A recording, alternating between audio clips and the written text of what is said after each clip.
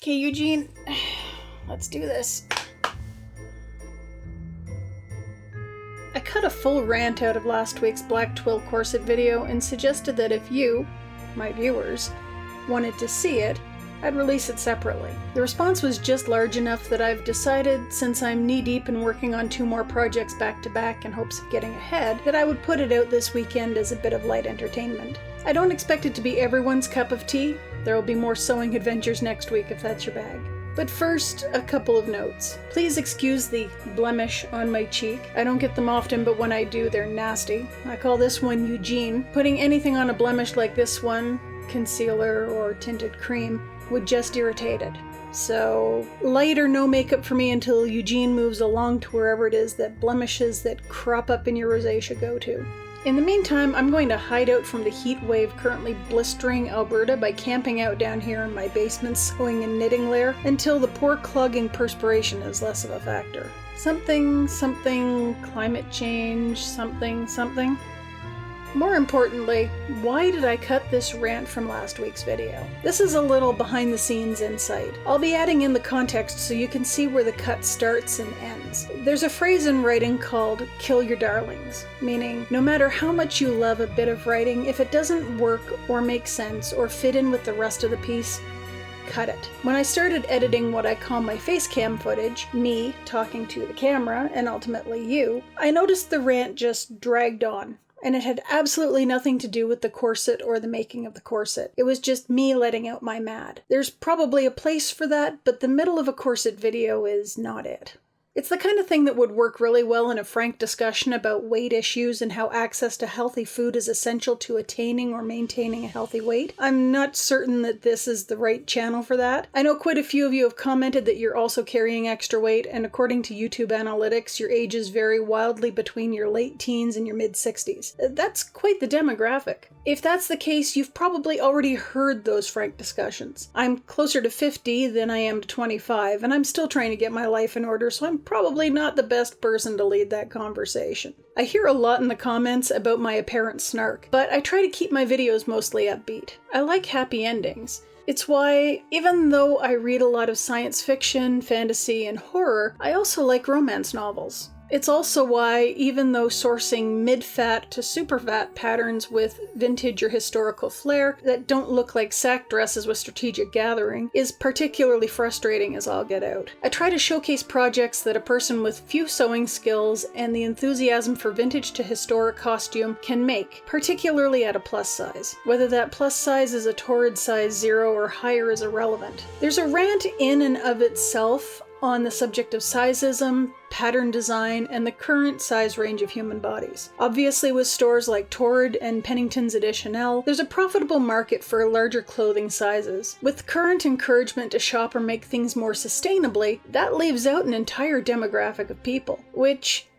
I'm sorry, but just adopting a vegan diet just isn't going to solve all that. Definitely not immediately. You can go vegan tomorrow and still be between a size 15 and a size 30 for an indefinite amount of time. I mean, if a vegan diet works for you, have at it. It's not my thing. I work better on low carbohydrate when I can get access to fresh vegetables and meats that aren't a day away from their best before time of purchase. Comment down below if you too are frustrated by your local grocer keeping perishables out way too long without a discount or some sort of warning. They can at least make their best before dates a little more prominent because some stores really turn it into a scavenger hunt. So I guess that brings us around to the original topic of conversation. My rant about how my neighborhood became a middle-class food desert. Because while there is food to be had in this area, it's gotten more expensive and difficult to attain.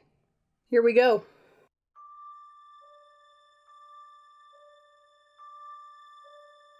I spent the better part of 2 weeks staring at a Symington schematic trying to size it up to my measurements. I was on the right track. There's a method of sizing up that works on a percentage system, but I think it works best for folks who aren't dealing with, well, morbid obesity. Believe it or not, without all this extra fat on my body, I actually have an hourglass figure. And because I'm long-waisted, I'm super squishy, making my corseted form into an extreme hourglass. Even at overweight, this was manageable.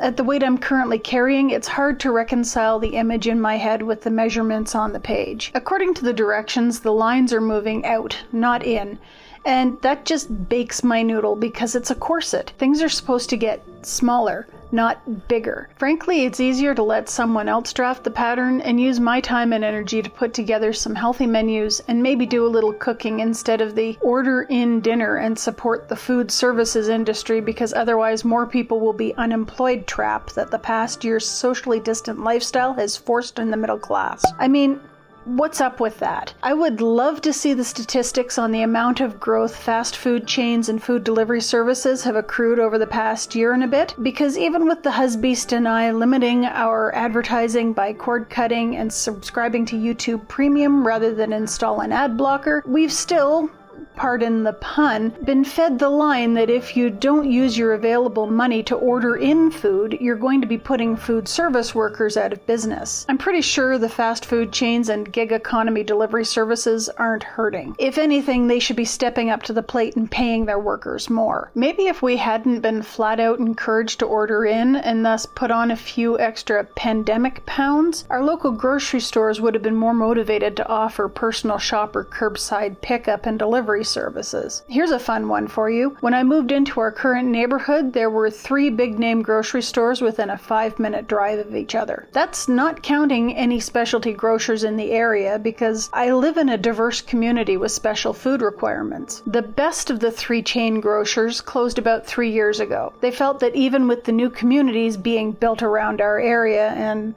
well, there's a lot of them, that it would be better to rent out the building and divert their customers to one of the 2 stores about 20 minutes south of the original location. Bear in mind, both of those 2 stores are high traffic already, and they supply groceries to a couple of large adjacent seniors communities. If you've never had to race a senior citizen to discounted soup mix or the one bunch of nearly ripe bananas, count yourself lucky.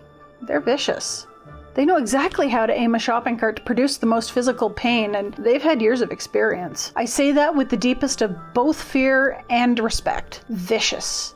Turns out the location we actually find it easiest to get to is across town in my in-laws' neighborhood. That's if we want the really good meats that don't require us to buy at Costco levels of bulk. The second best store only started offering curbside, and they closed their location centrally located in my neighborhood. It's the one location most people around here could actually walk to. Why? Apparently for renovations, because they're rebranding our store. So we don't know what kind of foods they'll be offering when they open, and it leaves us with one large grocery store in the area. That store is stupidly large, has dodgy quality items, and is generally packed with folks moving with random logic and alacrity. If you prefer curbside pickup, which I do, because you never know who you will literally bump into, and some of the jerks in my province can't get their collective heads out of their arses long enough to mask up, it's a guessing game as to what groceries you'll actually get, like a bag of avocados that need to be eaten by tomorrow morning because they're on the cusp of going over, or the protein powder the website swore was 0 carbohydrate but is somehow 19 to 26 grams of sugar per scoop. That's not even getting into standard meats and vegetables.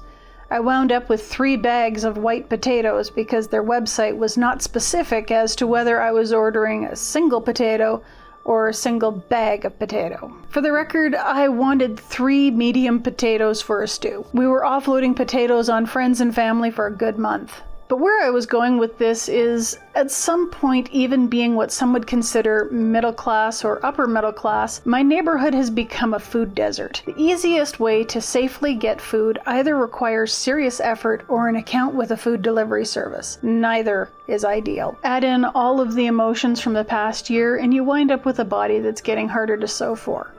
At least, to design for.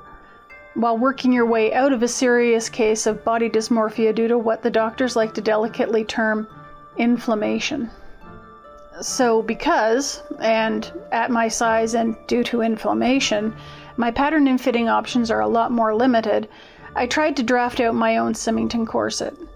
There was a thread on Instagram this past week about how more pattern designers need to be supporting larger bodies than mine. And that's it. Hope you enjoyed the missing rant. From me and Eugene, more sewing fun and hijinks next time, promise. Till then.